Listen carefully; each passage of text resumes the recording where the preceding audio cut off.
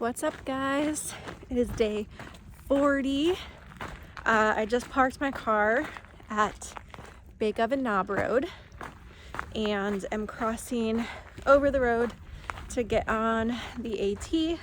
This is where I left off 2 days ago. So I had 2 zeros at home.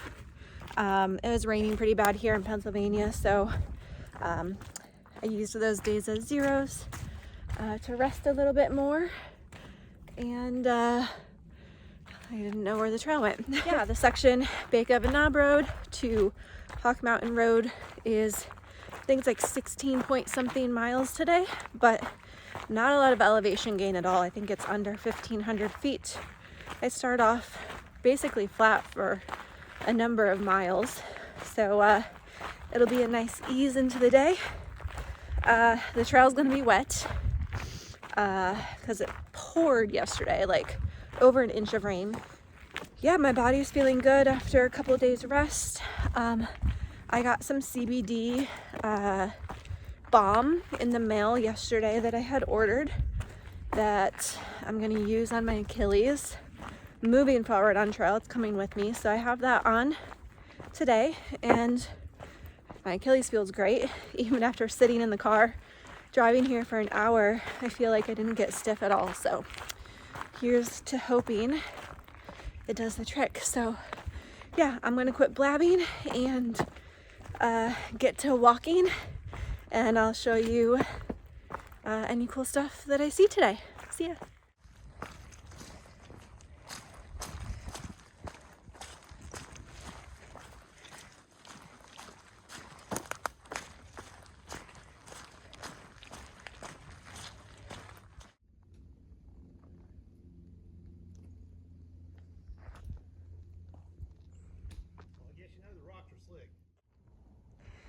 Alright, so I'm past the Bare Rocks area to this great viewpoint.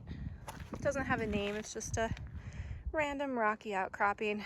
I chose not to go up Bare Rocks. It's not part of the AT, it's a little side trail. But with the rocks being slippery today, I didn't want to get up there, especially since I'm by myself, and risk an injury for something that's not even part of the AT. I did talk to a thru hiker who's going Nobo, who started his journey in Harper's Ferry, which is where he left off in 2019.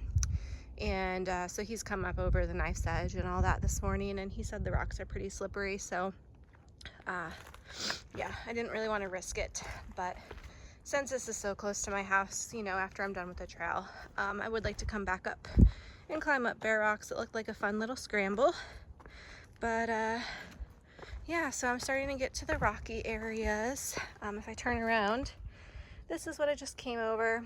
So anyone going Nobo or even Sobo through here, when you get to Pennsylvania, if the rocks are wet, this is the stuff you gotta look out for, the lichen. It gets super slippery when it's wet, so try to avoid putting your feet on the lichen after or during a rainstorm, and that will decrease your risk of slipping. But yeah, I'm gonna put the phone away so that I can focus on walking and not falling, but I'll check in with you when I get to Knife's Edge. All right, I'm on the Knife's Edge. I'm probably not gonna film while I hike up here just because, yeah, some of the rocks do look a little slippery, but I'll get my camera out and film some short stationary sections. But for now, you can see the trail goes through there. Okay, so I don't know if turkey vultures are aggressive to humans, but one just landed on the knife edge right where I need to walk to. There it goes. Oh, that was so cool. All right, now I can walk across. Yeah, I guess someone partied up here and left a bunch of trash, so I think that's why that turkey vulture just was here. So I'm gonna get through here before it comes back, because I don't know if they're mean. But let's go. All right, that's where I just came from, where the turkey vulture was, and here's the route. And it goes straight past this tree, or does it turn here? It goes somewhere. I'll figure it out. All right, so I just had Jordan Google whether turkey vultures are dangerous to humans or not, and I guess the answer is no, but I didn't know if it would have gotten like aggressive around something that it thought might be food. There wasn't like a dead animal or anything up there. It was just food trash, and not even that much of it. I think a trail maintainer had come through here this morning based on the conversation I had with the section hikers I ran into, and it mostly got cleaned up. But anyway, yeah, Google says turkey vultures aren't aggressive to humans, but I didn't really want to take my chances against a vulture because it would kill me and then it would eat me. And that sounds like a terrible way to die. So I just stood there. I didn't really have a plan. I was just gonna stand there until it flew away. So luckily it flew away pretty quickly after I started filming and talking. But yeah, it was still really cool to see. Like, I've always seen them just flying around, or like maybe standing along the road, you know, when you're driving, eating roadkill, but I've never seen one that close. It was very ugly, but huge. And it was super cool to see it fly away and see that wingspan. So yeah, I'm back on a section of trail that is, by Pennsylvania standards, smooth, even though it's still pretty rocky. But if you're a trail runner like Jordan, it's definitely runnable. So yeah, I haven't looked ahead on GoHook to see what I have coming up, but I'm just going to enjoy this section of trail, maybe have a little snack, and keep moving forward.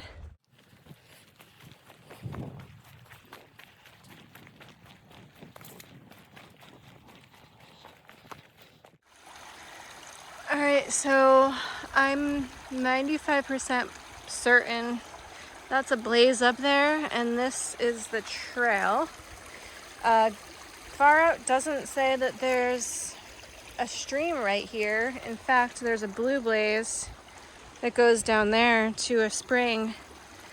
So I think this is my trail that has a river running down it at the moment from all the rain yesterday, I assume. I'm like a quarter mile from the Allentown hiking club shelter, I think it's called. So I have a little uphill to that. And whoa, overall, I'm about 5 miles from Dan's Pulpit, which is where Jordan is planning to meet me.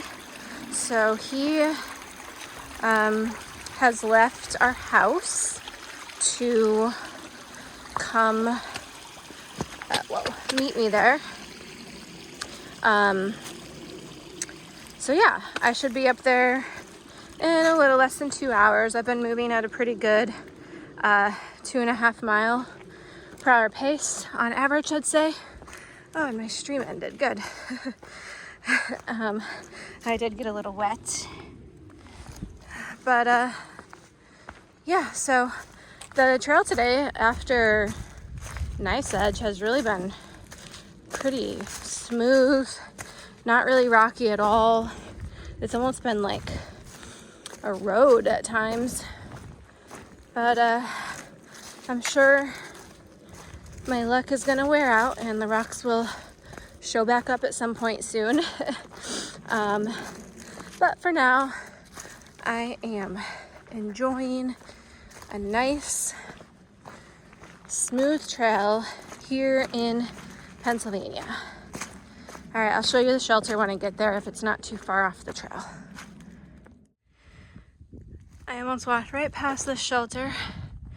It's a little short distance off the trail. Not too far though, but let's check it out. Oh, it's a big step. So, looks like there's 2 elevated platforms and space on the bottom.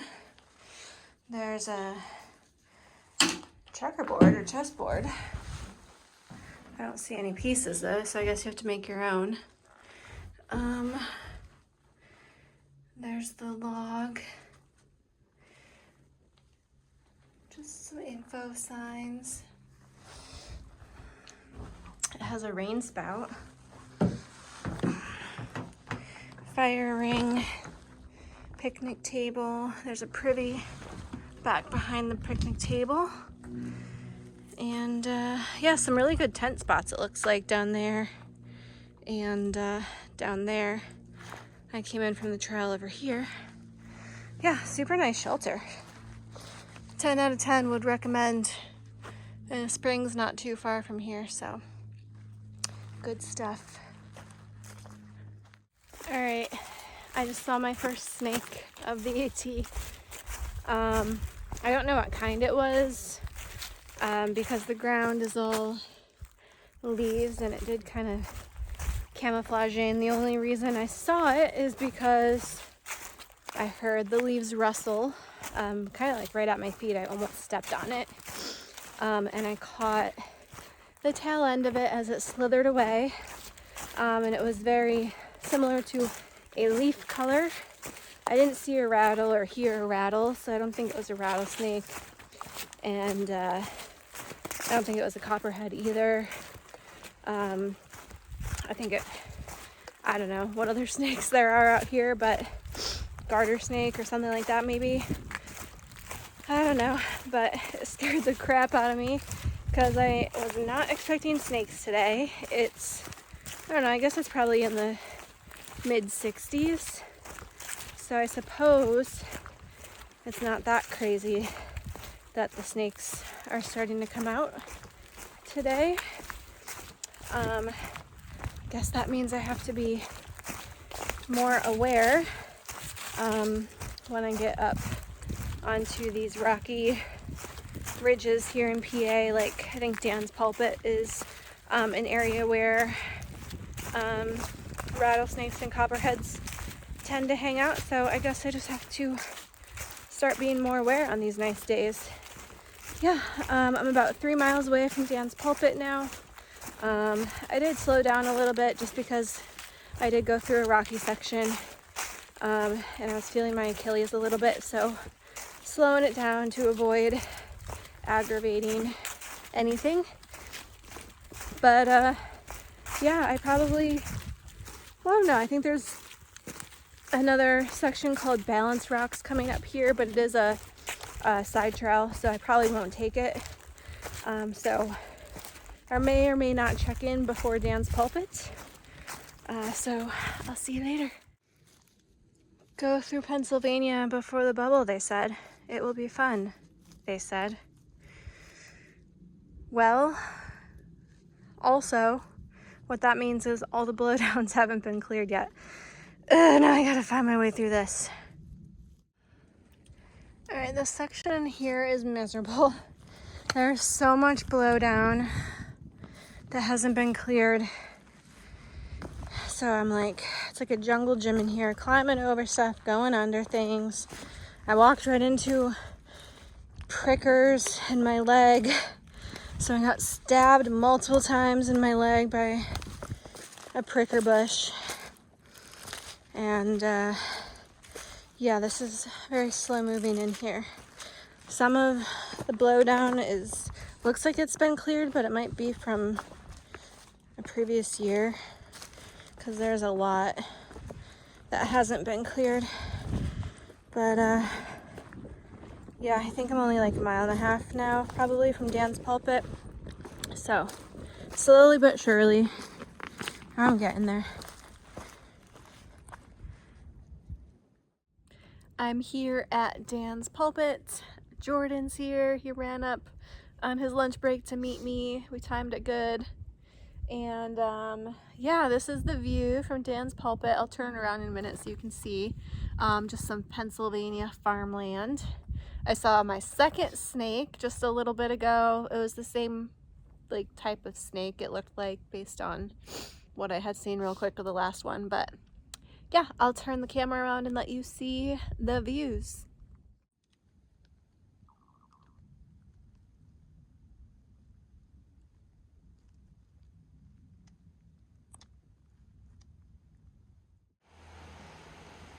This is a perfect camp spot.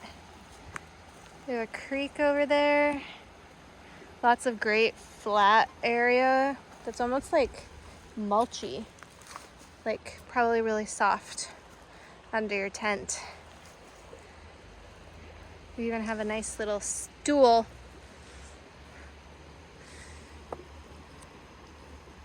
We're like half-mile from the road. Let's go.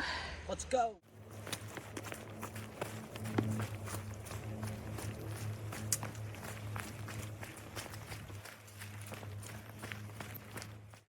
Tomorrow's Saturday, so Jordan and I are going out. We're gonna pick up back here at Hawk Mountain Road and hike about 15 miles or so to Port Clinton tomorrow. So that's it for today's video, day 40. Check back in for tomorrow's. See ya.